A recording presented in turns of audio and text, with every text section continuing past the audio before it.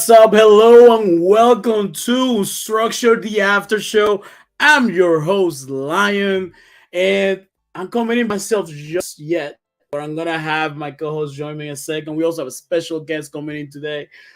This episode, we're gonna be breaking down, giving our reaction of episode 5 of The Last of Us. What an episode! This is one that I've been waiting all season long since the show was announced because it's my favorite, one of my favorite story arcs for the whole show. So as always, if you enjoy our content, don't forget to like, share, and subscribe. We greatly appreciate it. I have a poll in the comments. Let me know what you think. You think Henry was still there at the end of the episode? We were sitting in that bed. We have different opinions here, so we'll see how that pans out. Um, but before we do, we're gonna bring in a special guest, a friend of the show. He's been on before, never on camera, but he's been on before on voice only. But he's on camera today. We got our main man Carlos from Tonos Latin Dance. Let's bring him over. What's going on, Carlos? How are you doing? What up? What up? Thank you for having me, Lion. How's it going?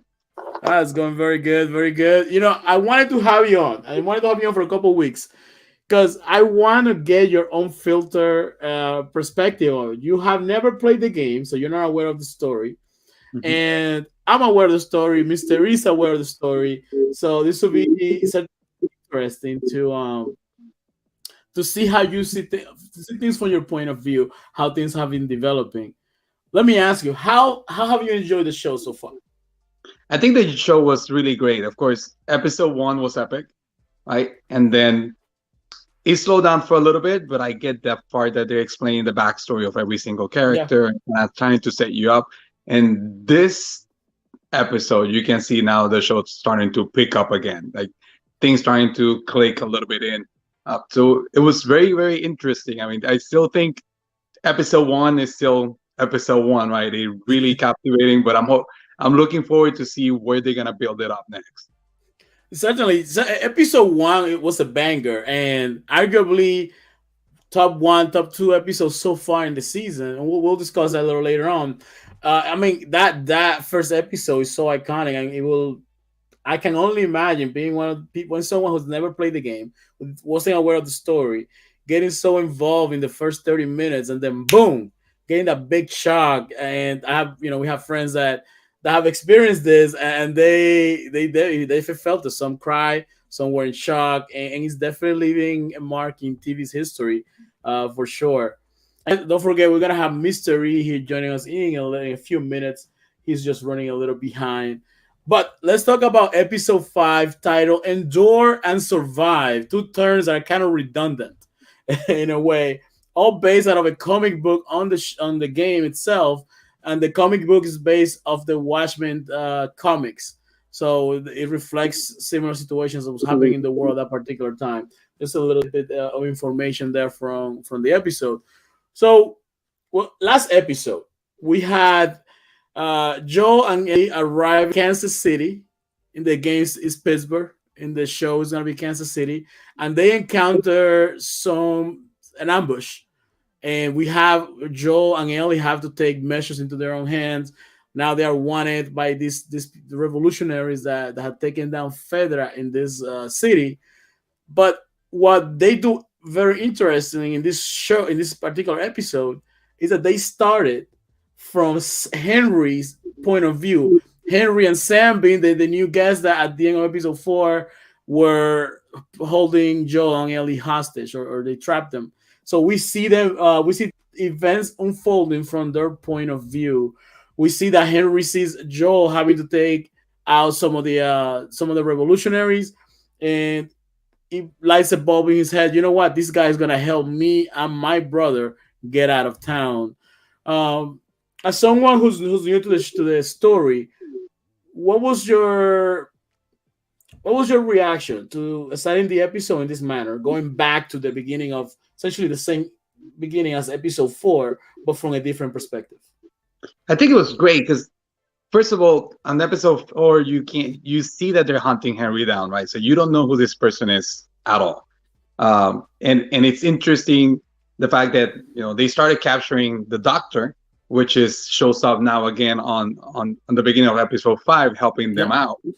So seeing that point of view of who he is, right, and then you still at the beginning have no idea who he is, why they're looking for him so much. They just, you can see all the rationality leaving of and the decision making. So we need to find him no matter what, right? So I think that's a great way to just keep introducing characters and the different backstories, so you can understand where they're going forward. So it was really interesting and good for me. Very good. So, one cool thing is that they're doing this little, while we have a bigger story at hand, they're doing these little story arcs that continues to push the story forward, but somewhat they're self-contained in their episodes. We had that on episode 3 with Frank and Bill. That episode lives on its own, but the message of that episode helps move the story forward with regards to Joel and Ellie.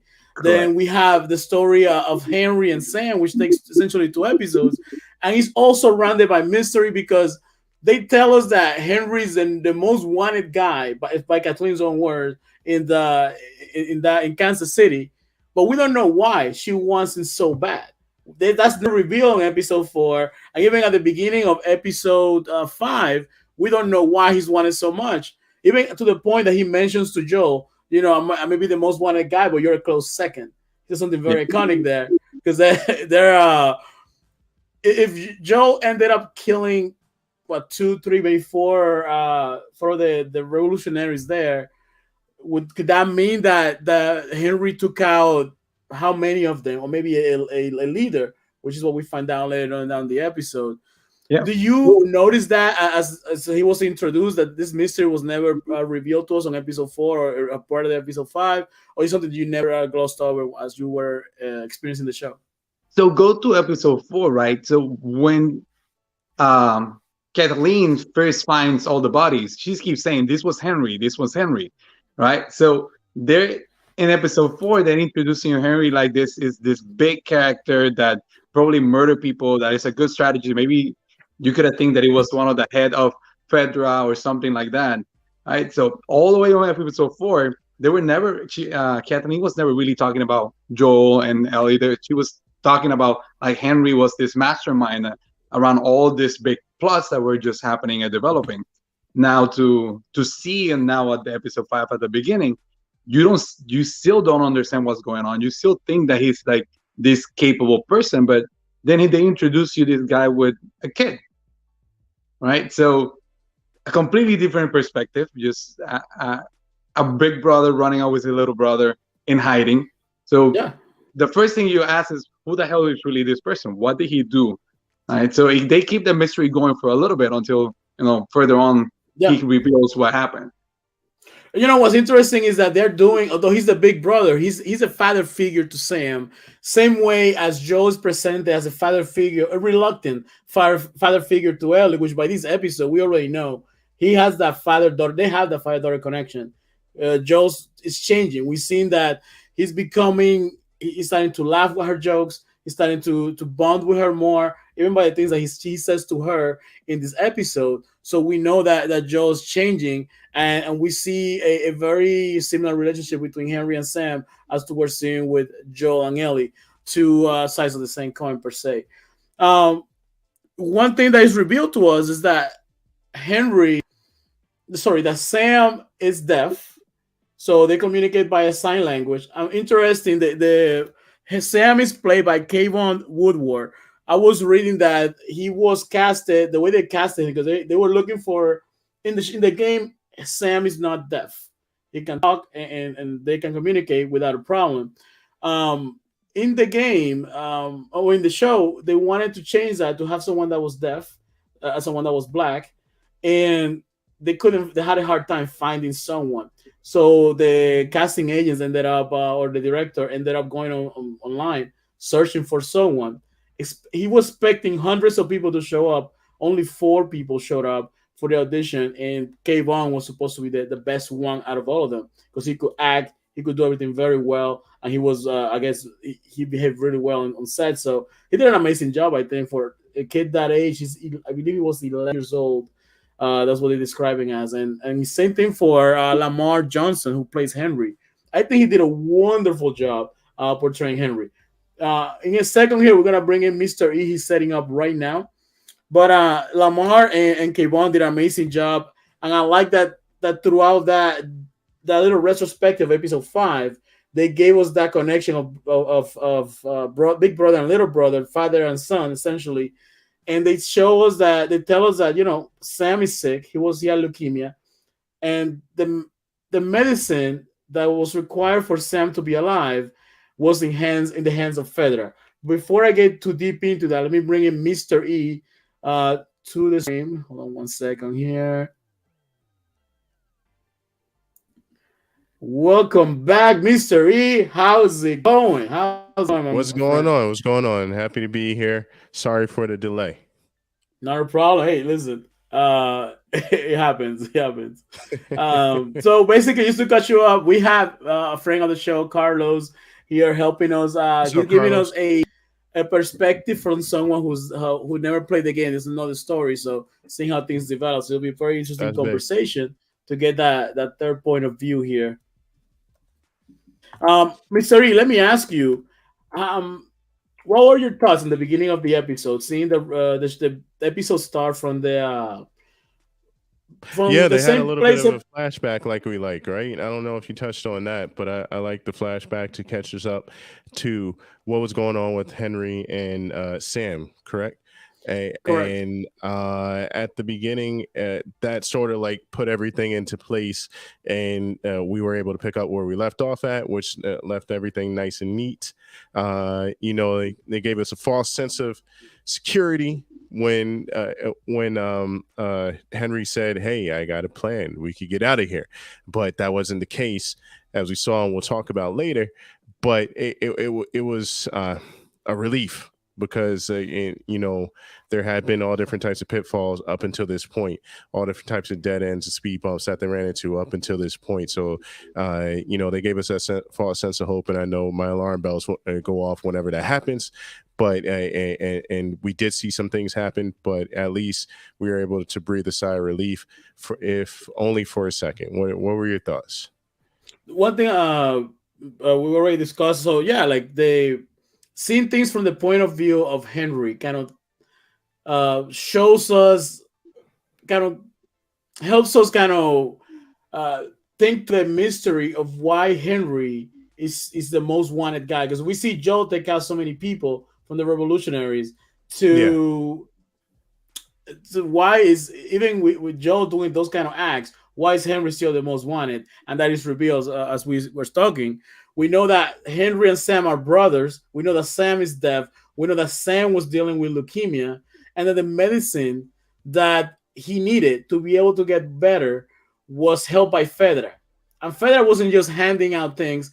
We know that this Fedra administration was pillaging these people, abusing their power, and causing them to get to the level they wanted to revolt and eliminate all the federal agents. So Henry, as a collaborator, had to do something big in order for Fedra to give him the medicine. That's something big that he did, was to give up a man that was admired by all, a man that was Kathleen's brother, the leader of the revolutionaries, and that's how he was able to get that medicine. And we learned a few more things about him through the point of view of Kathleen. How do you guys feel about the revelation of? I'm going to start with you, Mr. E. That Henry had to do something that even himself feels is bad. We have a good person doing something bad for a good cause. You think he was justified? What were your feelings about that, Mr. E? that's the beauty of this story, where good people do bad things and bad people do good things. It sort of causes that type of conflict, inner conflict, where you can't paint any one person a particular way. So when not Eli, excuse me, when Joel said, "Hey, you're with Fedra. I don't run with snitches. I don't run with Fedra.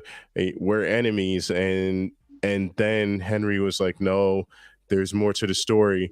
And he didn't allude to it at the time, but we later found out, as you mentioned, it sort of paints the picture pretty gray. So my thoughts were initially, yo, you're a Fed, and we can't deal with you. But after I learned the story, it's like, well, I would do the same thing, right? You know, who's going to stand by and let their brother die, right? Especially after all the hardship that he's been through. Who's going to sit there? And it's not just that he's going to die in a day or two. It's like he's going to die a long, painful death with leukemia. So I feel for him. What were your thoughts, Carlos? I think the show is doing a great job of picturing everything on different point of views, right? So now you get to see what will happen. Like, you have a tyranny part of the government that is not helping the people, right? What it takes for just the common person to hide and survive. Not only that, it also gave you a picture of what it takes for a kid to survive, right? With all the look at that environment, this looks ugly. You have to paint with your crayons, right? And one of the things that alluded was at the beginning, when the kids is scared because you're scared, right? So he's painting all this different point of view from all the different people, from either from the power of the government, from the receiving end, what it takes to survive, and how far you have to go. And the title of the show is brilliant, right? Endure and survive. How much will you endure so you can actually survive? And that was one of the biggest testament. Will you sacrifice your morals and your ideals to save someone that is so close and dear to you? And most of us are irrational when it comes about making decision for our loved ones, right? So he making that decision for most of us will be rational, especially when you think about the fact that they added him that he's also dead. So his struggle is even more, because he can't understand what's going. He can't survive in the outside world where everything now is sound driven, be able to know that you're cautioned when you're walking somewhere. So bringing all of these elements kind of give you a very different side story and point of view from the common people. So I thought it was very, very unique and interesting. And it also points you on the other side. So you have the tyranny happening, and Kathleen just revolt against it, but then she's doing the same. Certainly. And one thing that they show really well is that every single enemy, I think, so far is they've been humanized, and they've been given a goal that they're working for. So in this case, Kathleen and her revolutionaries, we learned that on their end, her brother, she tells a story, and let me see if I remember this fairly well. They tells the story about her brother kept her in a room, or said that this room is your safe place because I'm here to protect you. In essence, that was the story he was telling her. So to Kathleen, he was her safe space, her safe space. He was what represented stability in the world. By Henry giving up her brother and her brother being murdered by Fedra, he destroyed the stability and the safety that she had in her world. So the way she can manage that best is by retaliating back to the world and revolting, destroying Fedra altogether, and getting back at Henry. That's basically her way of setting things right, to the point that when she's talking to Perry is her second in command, the guy with the beard, which is a pretty interesting point about him in a second here. She tells her, listen, my brother was the one who kind of got us motivated, who was the leader of us.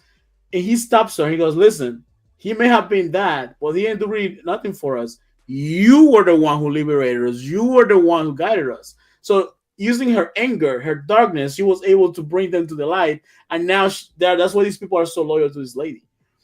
Before we dive into that, shout out to Room. It said, Joe, what's up? What does the poll question mean? So yeah, let me explain that. The main thing about that question is, was Sam still in there when at the end of the episode he's sitting in the bed looking at the window, and he had previous night he had asked a question to Ellie. Do you think that when people turn, are they still in there or are they completely gone? My question is, do you think in that scene Henry's still there when Ellie's calling out to him, or he was already completely gone? Because I have a pretty interesting point of view on that. That's what I wanted to know. What you guys think about that? Go ahead, Carlos. Go ahead, Carlos. No, you guys can go ahead. So yeah, what I wanted you to guys to talk about is what is your view on Kathleen's motivation on how they humanize her? Because technically, Fedra was the bad guy. They've been oppressing all these people for so long, and she's the one that liberates them. But she's doing it for the wrong reason because she's guided by violence and darkness, and she just wants to get back at the world and kind of burn the world altogether. What are you guys' feelings on Kathleen's motivation? I'm gonna start with you, Mystery.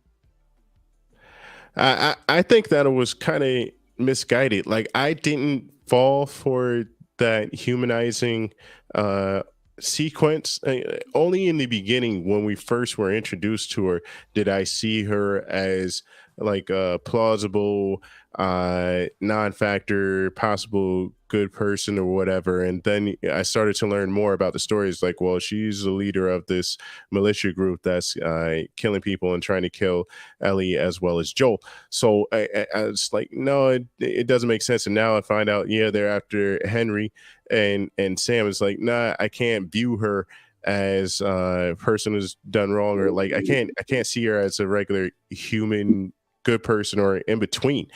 She's just a bad guy to me, and I think this episode proved that, and with the events that happened or whatever, and her relentless hunt for Henry.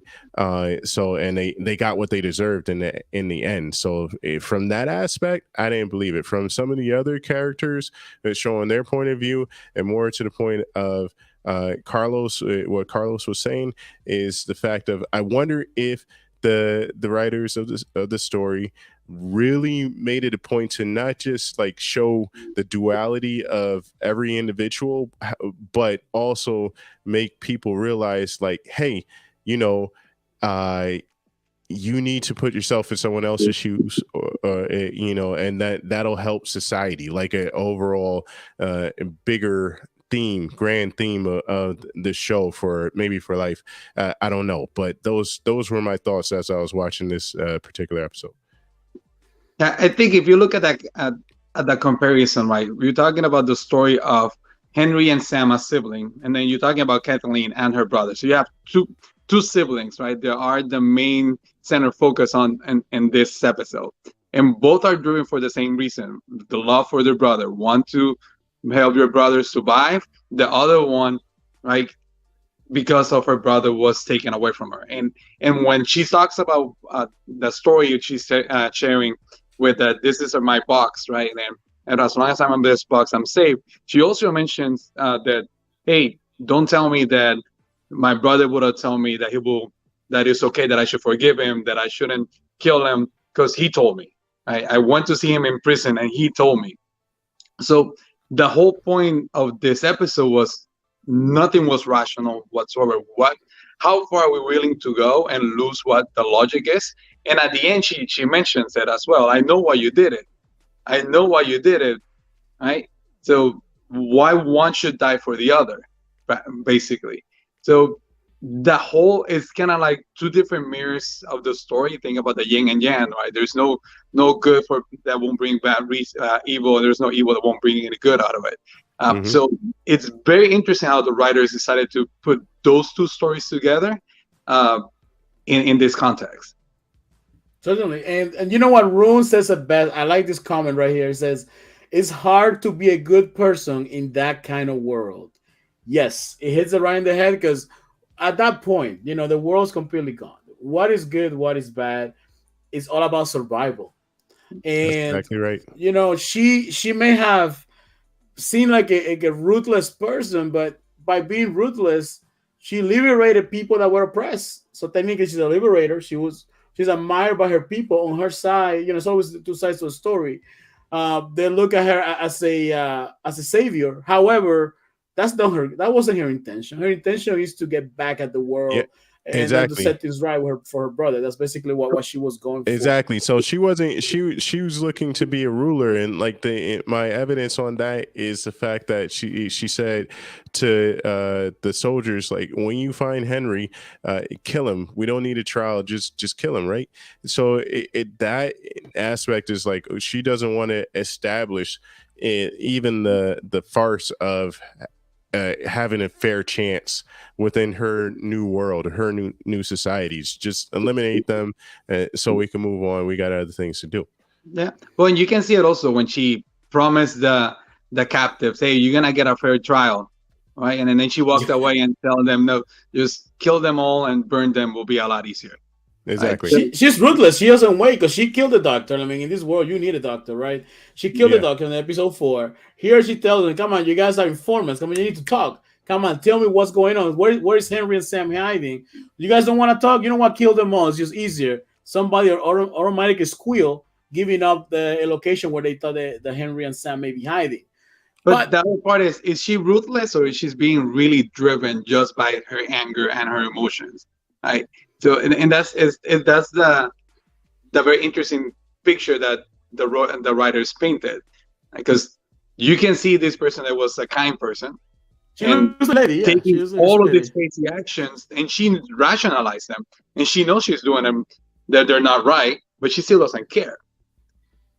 Yeah, she looks like a lady. Like if she was your neighbor, she'll probably bring you a pie on Thanksgiving. She'll invite you over for dinner. That's the kind of lady she looks like. But this sweet person, this sweet-looking person, has such darkness and such evil because she's so angry at the world.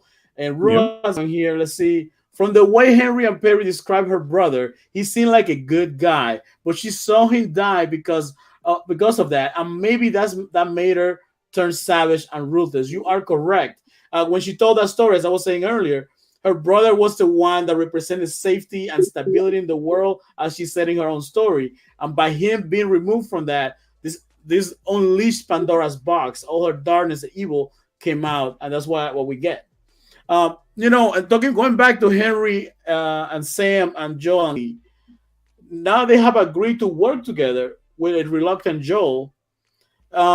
This guy, he has a pretty decent plan that he keeps reminding Joel of how good his plan is, because hey, there's some tunnels down here that is being cleared out by Fedra. I got the info, nobody else knows.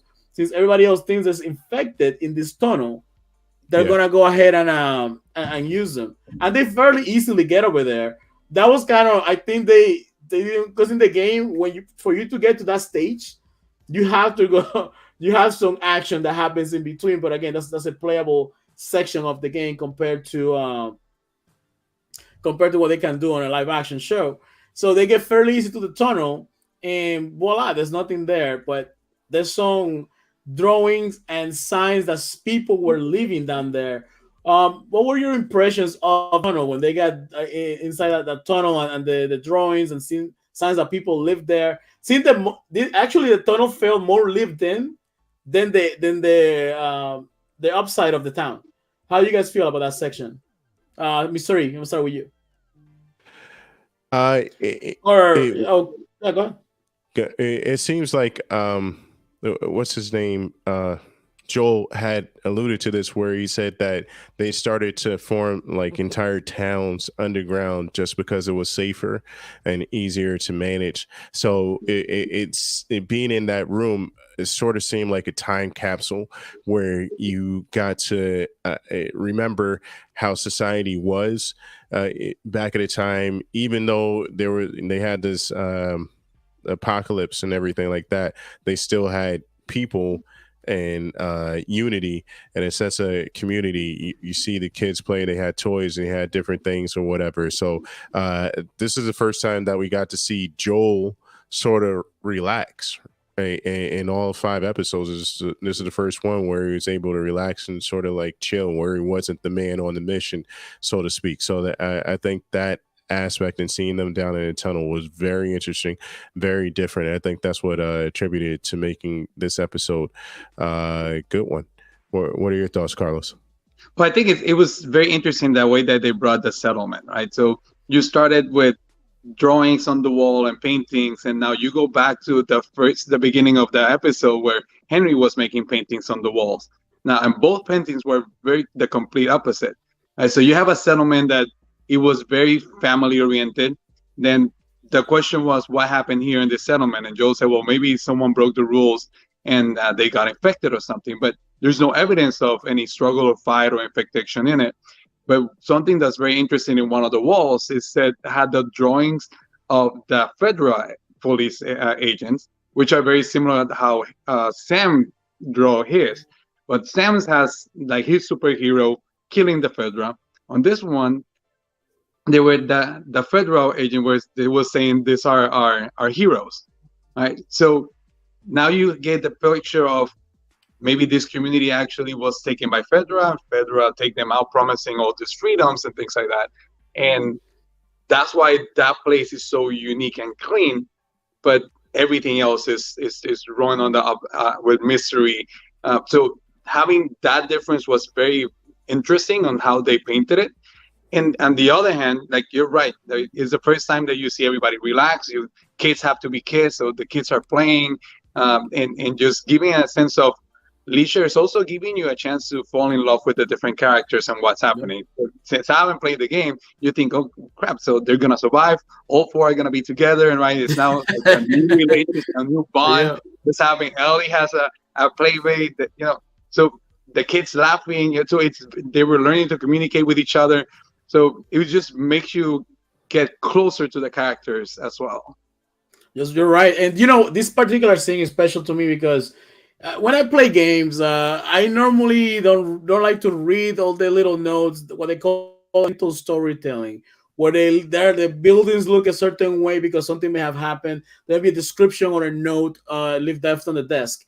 In this particular scene, when you're in the game, you're finding these little notes throughout the world about a character named Ish, Ish, and Ish has found a way to survive with his family underground in these tunnels. So Ish and his family and some others have created a community in these tunnels, and the tunnels have been somewhat cleared out for the most part. And there's everything's very colorful. You see the books, you see notes throughout the whole tunnel telling you what's happening. Oh, today we had a really great day where everybody's staying optimistic, and the notes to get darker until you see that something happens, that they all turn and they all die, and then the final note is just a very sad note that the whole family is dead, and essentially you encounter some infected in the tunnel, which you have to think that's probably Ish's family.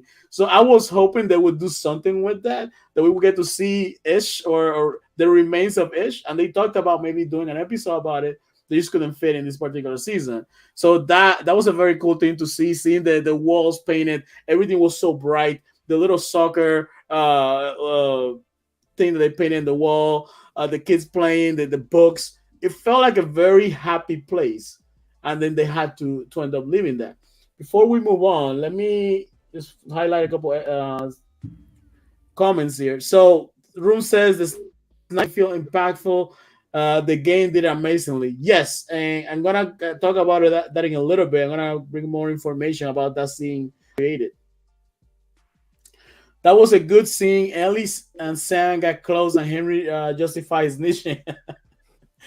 True. And just like you gotta read everything, makes the game way better. Ron, some of these games have way too much writing. Like for example, when I play Elden Ring, some of the stuff you just can't do it. I was the other day I was playing. I attempted to play. I think it was Monster Hunter World as Tony, and I was like in 10 minutes saying, "I like this too much reading. I can't do this. I'm here to play." So I ended up that's not my thing. I will read sometimes, but not all the time. And I might miss some of the stories, but this one was the interesting one that I actually got to read all of it. So moving on from that, they finally make it out to the other side, and everything seems hunky dory. Everything seems fairly good. However, they encounter a sniper. They're being shot at by someone from a small building or a small home or a multi-floor home. But this person seems to have good aim, and Joel decides to go front and go around the back and take care of whoever's shooting at them. And we see a bonding section there where we see Joel tell Ellie, "You trust me?" And we see that they have already built that father-daughter relationship right there. How do you guys feel coming into the sniper situation? Do you guys think this is gonna become a major encounter, or what was your idea on that? Carlos, I'm gonna start with you.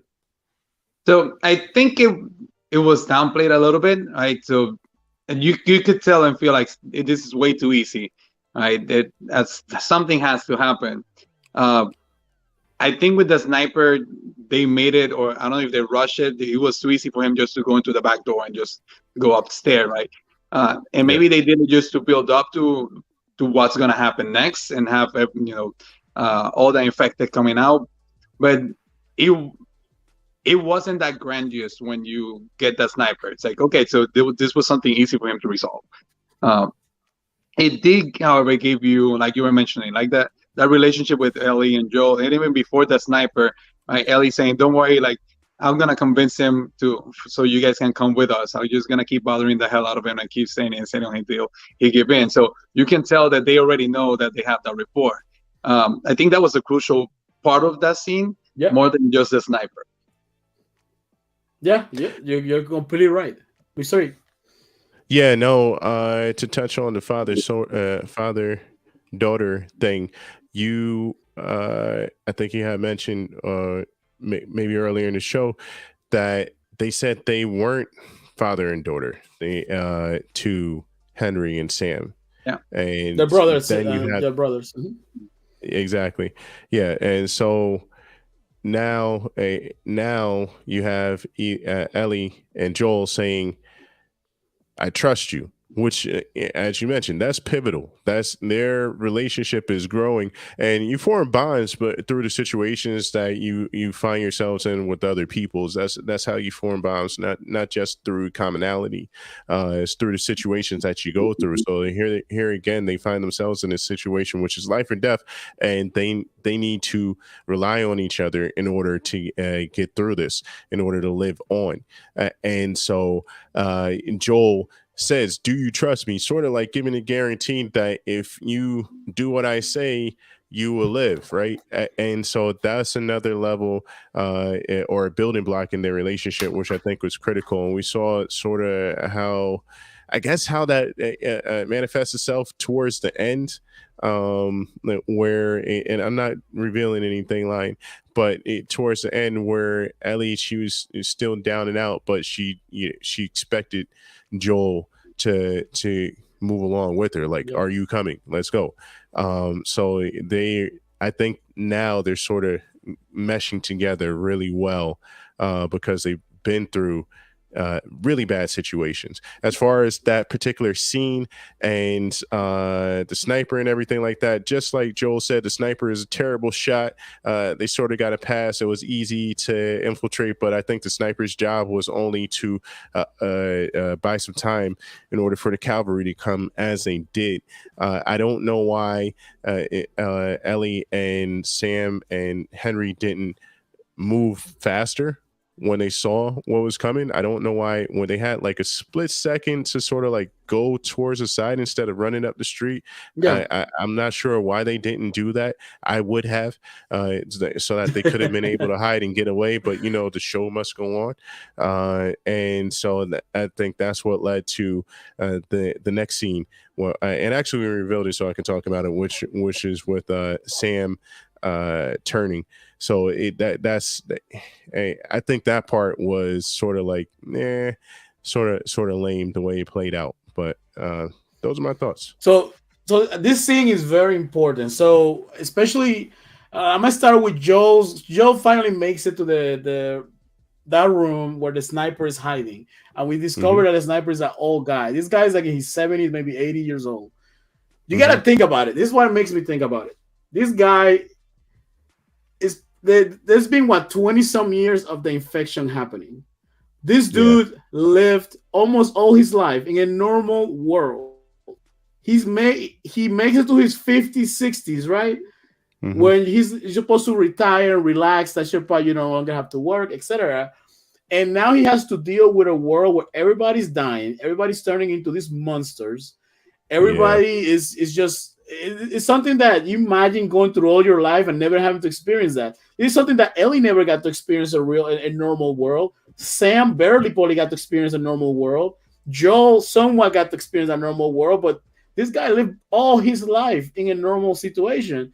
When he finally took that position as a sniper because he wanted to be there. He didn't want to be surrounded by anybody. He's just gonna chill there for a minute. But when Joel gets to that room and Joe says to him, don't make me do this. Joe looked at that guy's eye. That guy was ready to go. He didn't do it because he wanted to defend himself. He Yeah, shut that's true. that kind of begging, take me out of my misery. Like it's like old jailer to me. He wanted to go. In the game, Ellie makes a reference sometimes when they find people that hang themselves, talking about that they're taking the easy way out. And Joe mentions, listen, that is not the easy way out in this world. It's very hard to do what this person just did, and that's what that old guy is begging for. He's like he thought about it. He's like, just do it, man. I know if I move, you're gonna take this out, take me out of this world, and that's I just want peace. And to Joel, Joel now has changed to a point from the Joel we met on the second half of episode 1, where he's throwing a child into the fire, to a guy that no longer wants to experience this. He no longer wants to be that guy that's a hired gun. He's no longer wants to be the guy that everybody relies on to be the muscle, to be the one that's the criminal murderer. This is a different Joel. Joel's returning to his paternal instinct. He just wants to protect Ellie, get her to her destination, and make sure she's safe. And to having to do that, it take away a lot from him, and we see how he reacts towards even towards the end of the episode. We got some comments, and I got more to say about that episode. Let me see here. I'm gonna skip one comment for your room because I don't want spoilers in there. Yeah, Mystery. They had many opportunities to run. We're just standing there, and when Kathleen turned around and looked at the huge zombie mob, we're standing there like shake my head. I'm right with you there. There was either a chance for all of them to escape, and then we got the cowboy from And Now Your Mama Knows channel. What's up, guys? I just pop up say hello real quick, but I'm about to watch it. You with my wife. However, it was the best epic 10 out of 10, especially because it mirrored the game almost 1-to-1. Very true. There was certain scenes that were missing, but it was very close. The picture was happening in the game. What's up, cowboy? Enjoy you. Okay, let's get that. 10 out of 10 for room as well. Got it. So, and Cowboy will do a review on his channel as well, so you guys should check him out. And Now Your Mama Knows is his channel. So one thing I was reading about how they made this scene. This scene in the game plays out in the daytime, where they have the tank and all this stuff's happening. But because they had all that fire and they wanted the infected to seem more scary, they decided to do it at night. And this was actually a big challenge for them. They had to hire actual home construction companies to build this set the way it looked. So they're putting a lot of work, a lot of effort to make the scene look the way it did, which I think it's different from the game, but it came out really well. There was all kinds of stuff happening. Before we go to the next section, I want to explain about the infected. Because I had a conversation with Carlos off camera. We're talking about the infected and something that there hasn't been referenced. The first time we really has seen more of the infected. We now seen what they call the bloater. We saw the clickers. We saw Raul infected or child clickers. So there's 4 types essentially that we've been shown so far in this show. I know there's more in the future, but first is when you first get infected, you're considered a runner. This means you're infected with the fungi inside of you. It makes you extremely aggressive and rabid. So they run towards you, they bite you, they attack. We saw how Sam reacted when he saw Ellie. He jumps right away like a feral animal. That's the first stage. Those are called runners.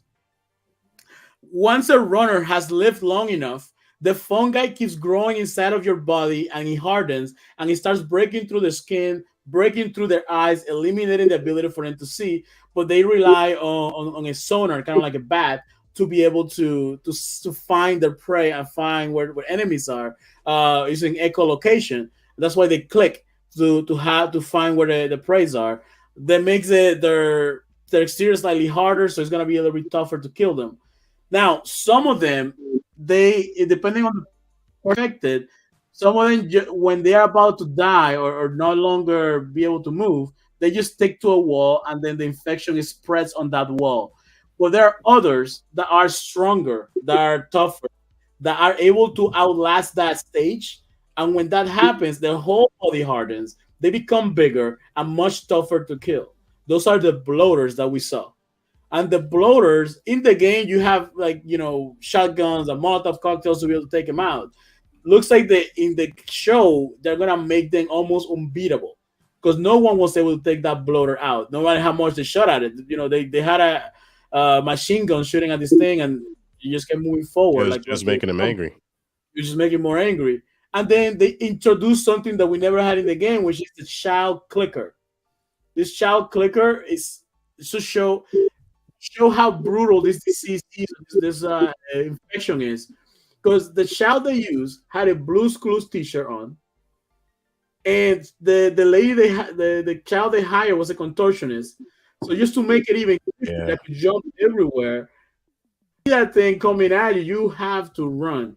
So kudos to them. They actually hired the person that originally designed the clicker to design this particular clicker, especially for the show. So this particular clicker is not in the game. So that's something that was very unique about it. Carlos, what was your impression of the different infected, and that's that action scene with explosion and murder happening everywhere? I think it was cool because you don't see anything happening right through most of the episode.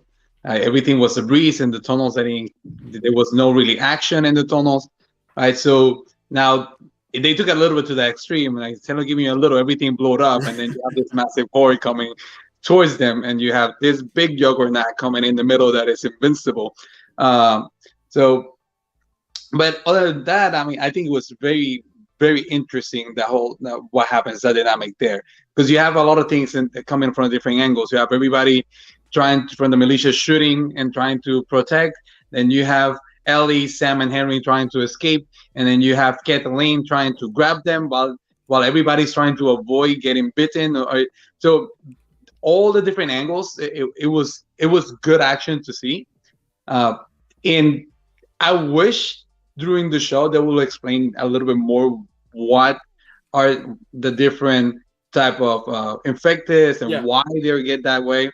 They just at this point just throw us all of them, and that's it. You already just see them and you know their names. So for someone that has never played the game, you don't understand the difference. It's like, well, that's how that one became so big when everybody else just die after a little bit. So it was it was a very interesting. It was packed with action, so it made it a really fun, kind of captivating towards the end.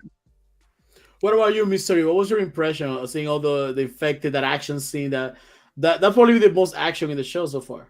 Yeah, that was my reaction. It was like, yes, this is why I've been giving 6.5s and 8.5s out, because I knew that they could bring it, and they did this episode. We got the action this episode, or as a commercial goes, where's the beef? We got the beef this episode. Pause. So it's like it was beautiful chaos, and all hell broke loose. And like you said, we saw what a bloater can do. A bloater can rip your head off, quite literally.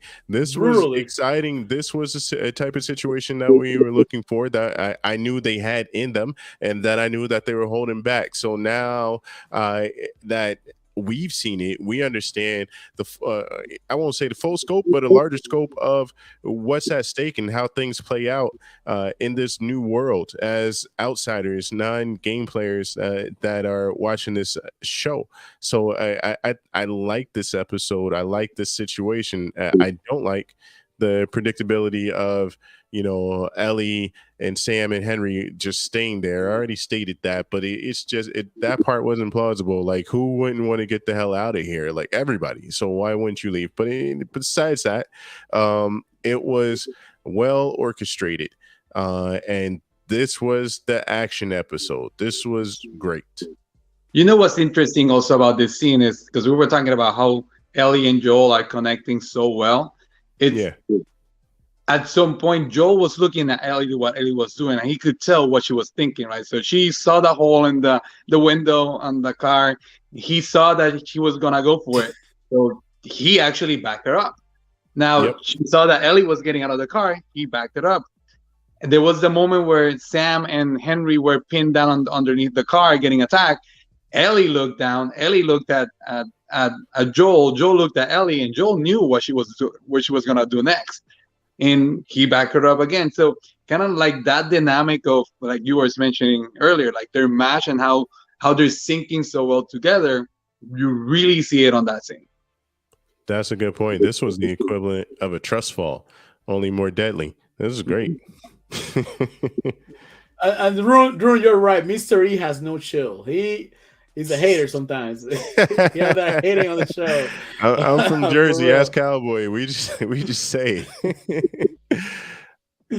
So this scene, they said it took 3 weeks to shoot, and like I guess it was very tough for him to shoot because it was shot at night, and that's like a really hard schedule for the whole crew to shoot. So everything that you see there, they built from the ground up. Those are real homes, real fire. They were shooting with hundreds of people in prosthetics. So they did an amazing job there in regards to what they brought to the production of the show. They were talking about very interesting that because some of the clickers are not people, they actually have visual effects or CGI in there.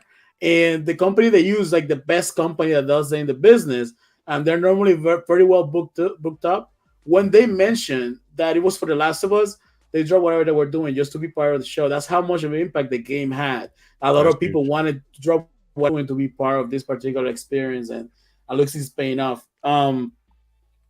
One thing, like when the bloater comes out, we finally get that scene. We hit the big bloater, and he comes towards Kathleen and Perry. We see that Perry just says, "You know what? You're the leader. Run, run, run," and he stays to fight this thing. We see how brutal a bloater can be, and he just literally rips his head clean off. That was like wow. That And was like Mortal Kathleen, Kombat. even then, Kathleen still stays. Quick fact about Perry. Perry's played by Jeffrey Pierce. Jeffrey Pierce is also the voice of Tommy. So this guy is also the one of the cast members from the game. I think that's pretty cool that they're allowing the voice actors that have been part of this franchise since 2013 to be part of the show because they brought so much to it. So they're getting the time in the sun as well. That Like, mob scene was very well. They were so fast. Says when Sam jumped on Ellie at the end, I was shocked how real it looked. Yeah, and animation and CGI were on point. Yes, it was an amazing job in those scenes. Then we finally get this scene where Sam and Henry are hiding under the car. They're being attacked by the infected. Luckily, with Ellie and Joel's help, they were able to escape and continue forward, but to be detained by one Kathleen. Um, Kathleen decides to stop him because she's so driven by her ambition or wanting revenge for her brother that she forgets she's in a situation that you need to survive. She forgot the number one rule of this world: you need to move on, and she didn't. And because of that, she paid the ultimate price. As you guys already shared your thoughts and feelings on that, it kind of reminds of a lot of stories when someone is so driven by violence and revenge, it yeah. sometimes just blows up in your face. And this is Yep. very much what happened in this particular scene. When Kathleen stops Henry, she ends up getting jumped by the child clicker, and she's brutalized by this clicker. The thing just pounded on her head, and still so one of the creepiest things I've seen on, because that just having a little child, like children are so innocent, and to make them evil and zombies and so violent, It's it brilliant. is always something that's just scary for me to me. It's What do you brilliant. guys think of the child clicker? That anything that you involve a child like that is always scary. Even if Yeah. even if it's on ghost movies, scary movies. No, Yeah, no, I think that goes with the whole duality theme that we've been talking about this whole episode. Because you take a child which you is perceived to be innocent, is maybe angelic and things like that, and then make them look like they're possessed by the devil. And so in the way that they move and the things that they do and all this other stuff, you wouldn't expect it, but here they are, full throttle, coming for your neck, trying to take you out. This is brilliant. or just think a For little sure. kid running around in a normal, right, full of energy, screaming loud. So now just add that with a devilish inside of them. So it works. Yes, agreed. Yeah, I mean that was I guess the money for the episode, having that child clicker. Let me see if I have a better picture of her. Here, there we go. This is a beautiful face that only a mother could love. There you go. Yeah. That thing is just brutal, brutal.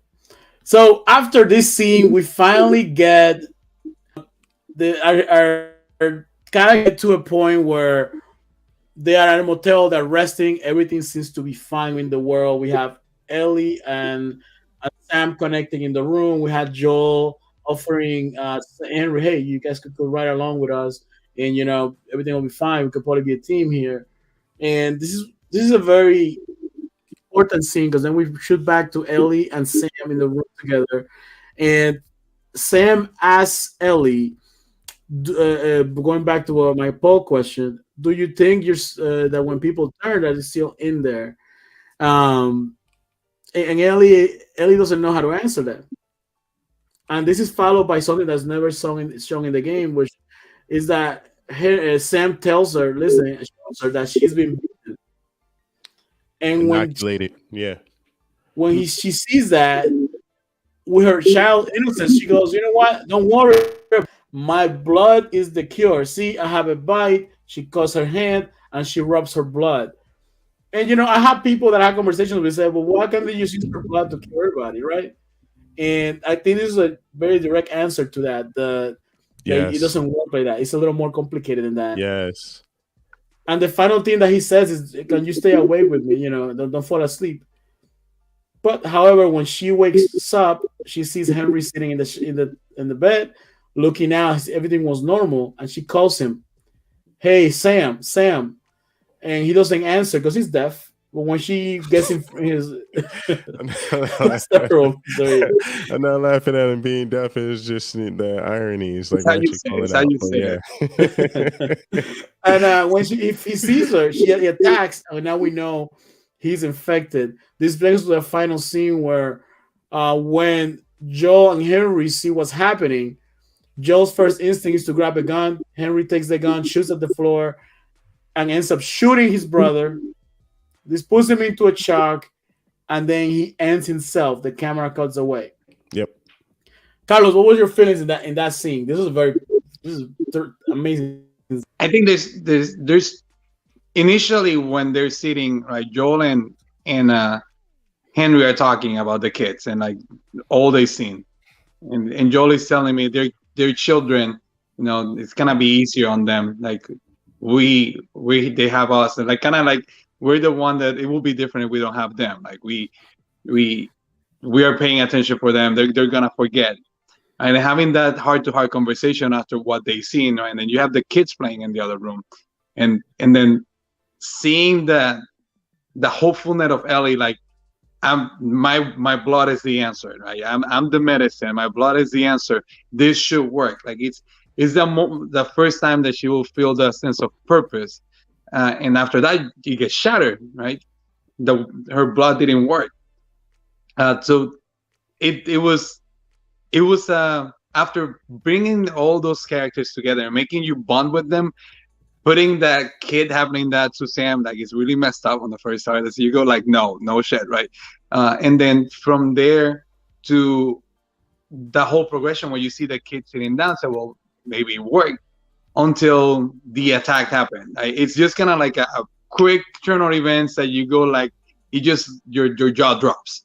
Like you did not expect that. And then from there, what's going to happen. Like, that once you see that the brother kills, Henry kills Sam's, and he realizes, what's next. Like after everything he did, he sacrificed his moral, he sacrificed who he was just to cure his brother and protect him, and having been saved, all the struggle to end that way, it's like his whole, that his reason to live just went away. That was it.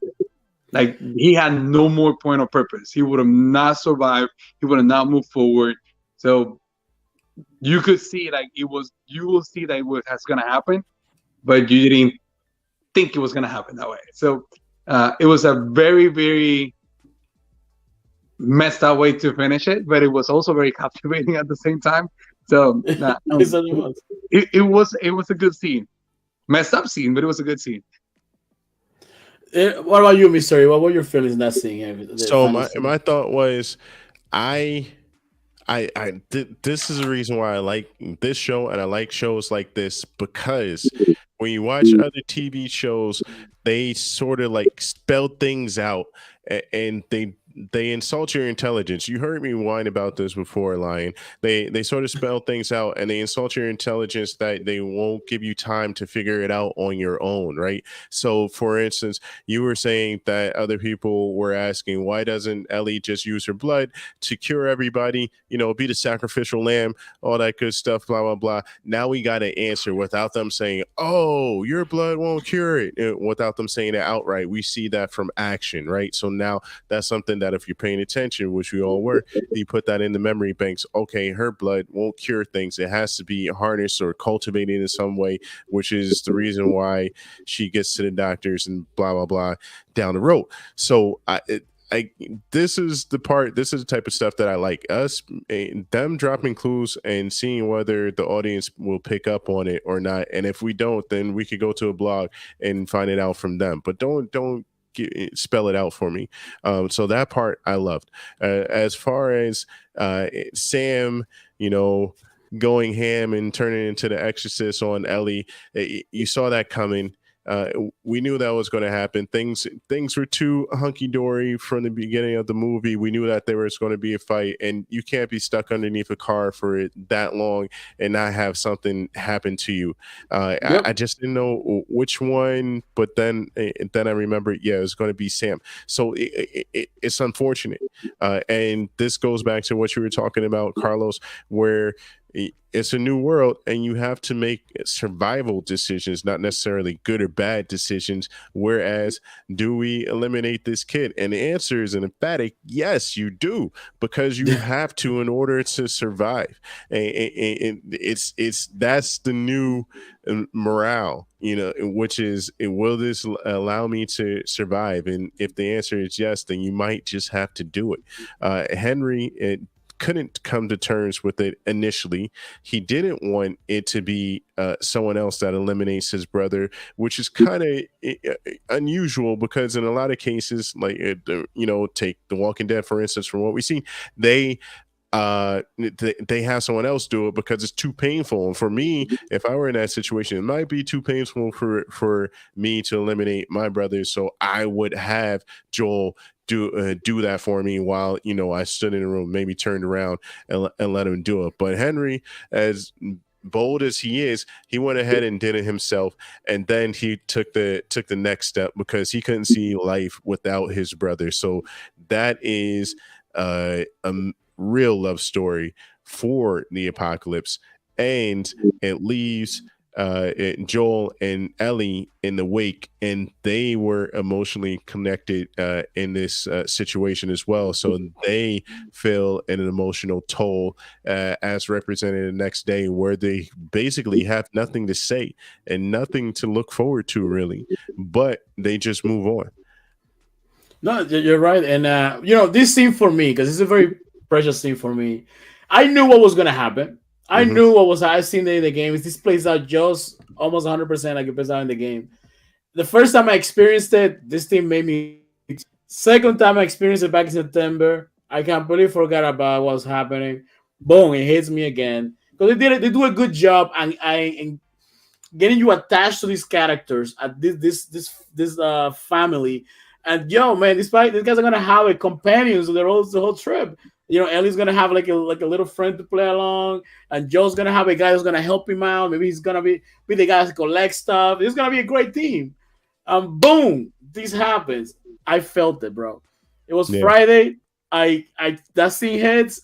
It hit me every time, and Rune, just like you knew it was gonna happen, but it hits you. I know someone who gets emotional about a TV show, but this story is like, I know what's gonna happen, but I wish it plays out different every single time. That's how good of a job they did for getting me hooked. They had me so hooked, even at the end of it. And he plays out just like in the game. When Henry pulls the gun to his head, the screen cuts to black. Yeah. The difference in the game, you get to move on to the next scene. Here, we get to move on to their burial. And here we see the change of state of mind from Joel and Ellie. Ellie is now the hardened, I'm going to move along and do whatever it takes to get to the next. Joel is the guy that doesn't, man, this is just a rough time. Like, we finally were hitting some good luck, and all this stuff happened. This is terrible. We see a broken Joel, and we see a hardened Ellie, like total opposites. Because before we had Ellie that was, happy go, very happy go lucky, and everything is completely shifted now in this particular scene. Very important scene for the future of the show. Now, at this moment, we're gonna give you some ratings. Oh, Mister, you got something to say? Oh, I don't. No, I'm good. I'm ready for the ratings. That's right, Rune. Let me get to some comments real quick. Not to be sadistic, but Henry's death should have been on screen.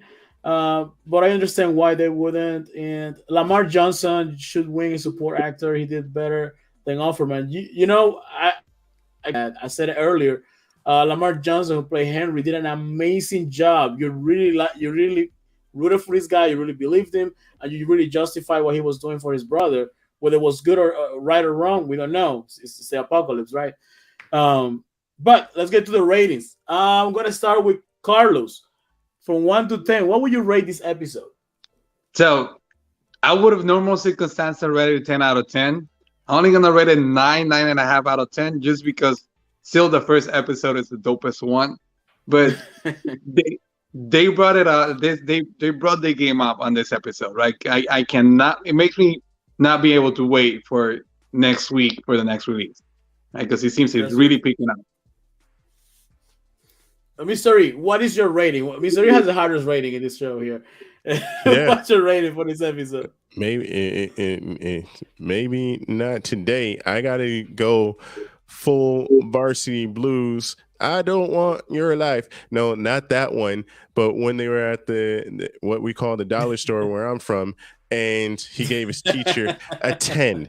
This episode to me was a 10. Absolutely loved it because it was a perfect setup. Everything was so smooth and hunky-dory. And then, they get backslapped with the sniper, and then they have the militia come down, and then all hell breaks loose with the clickers, and then you have the super bloater and all this other nonsense. And then after all of that, you think you survived, and the bottom falls out and Sam's gone. So this was an emotional roller coaster that we were looking for. Got to give it a 10. And this episode was special. I've been hoping for this story since the show was announced. I told you, Carlos, multiple times, like, this is the story that people are going to feel it. To me, it's the best episode of the season so far. And just because Sam and Henry are so dear to me in the show, that I have to give it a 10. There's no other way around it. This is my first thing for the episodes. I loved episode 1. I truly did. But it's the Sam and Henry story. It makes me feel something. Even now talking about it, I feel something about it. And it's like I always wanted to end different. Lion, let it tear out. Oh, just a main tear, just from one side. And like Neil Druckmann was talking in an interview that they have different endings for the game, or endings for Henry, like where he doesn't die.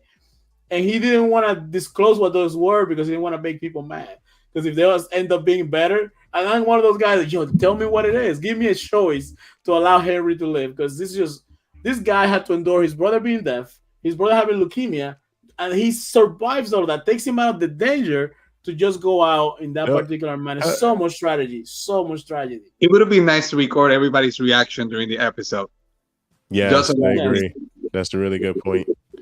Yep. Well, coming up, we got there's 4 episodes left on the show. We got episodes 6, 7, 8, and 9, right?